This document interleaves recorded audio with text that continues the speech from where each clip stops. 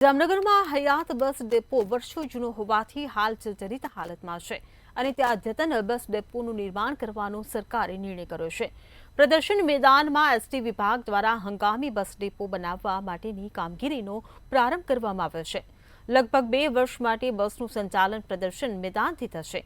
હંગામી સ્ટ્રક્ચર ઊભું થઈ ગયા પછી બસ ડેપોને અહીં ખસેડવામાં આવશે અને હયાત બસ ડેપોના બાંધકામને તોડી પાડી ત્યાં નવા બાંધકામનો પ્રારંભ થશે।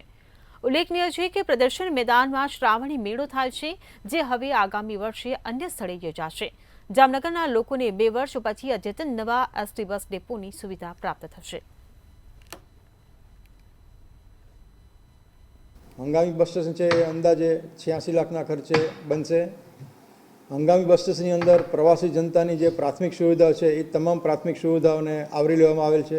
પેસેન્જરો માટેની ઇન્ક્વાયરી, પૂછપરછની બારી, વિદ્યાર્થી પાસ, મુસાફર પાસ માટેની વ્યવસ્થા, ઓનલાઈન રિઝર્વેશન વિન્ડો, પીવાના પાણીની સુવિધા, ટોયલેટ બ્લોકની સુવિધા, પ્લસ અમારા સ્ટાફ માટે પણ રેસ્ટરૂમ અને ક્રૂ રેસ્ટરૂમ અને એના ટોયલેટ બ્લોકની સુવિધા, પ્લસ જે સ્ટાફ માટેની જે ઓફિસો છે એ 1 કે 2 ઓફિસો છે એ પૂરી પાડવામાં આવશે।